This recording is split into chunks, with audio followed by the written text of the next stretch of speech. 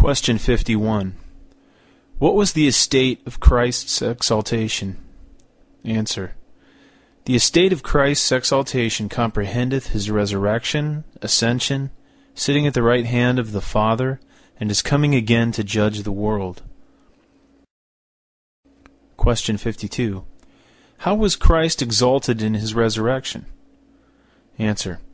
Christ was exalted in his resurrection, in that, not having seen corruption in death, of which it was not possible for him to be held, and having the very same body in which he suffered, with the essential properties thereof, but with mortality and other common infirmities belonging to this life, really united to his soul, he rose again from the dead the third day by his own power, whereby he declared himself to be the Son of God, to have satisfied divine justice, to have vanquished death and him that had power of it, and to be Lord of quick and dead.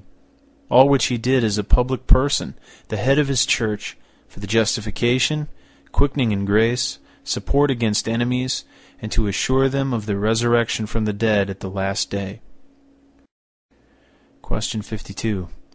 How was Christ exalted in his ascension? Answer.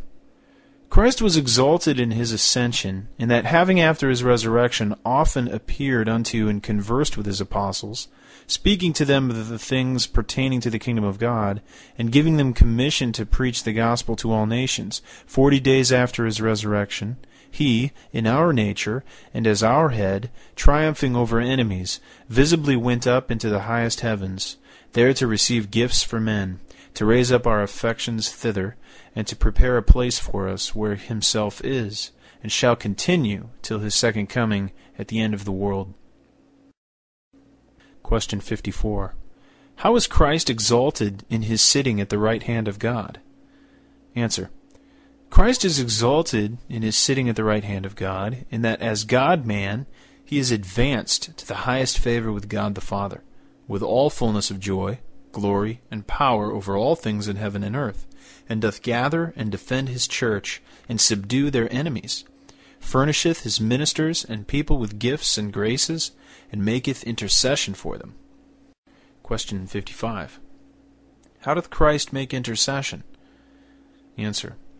Christ maketh intercession by his appearing in our nature continually before the Father in heaven, in the merit of his obedience and sacrifice on earth, declaring his will to have it applied to all believers, answering all accusations against them, and procuring for them quiet of conscience, notwithstanding daily failings, access the boldness to the throne of grace, and acceptance of their persons and services.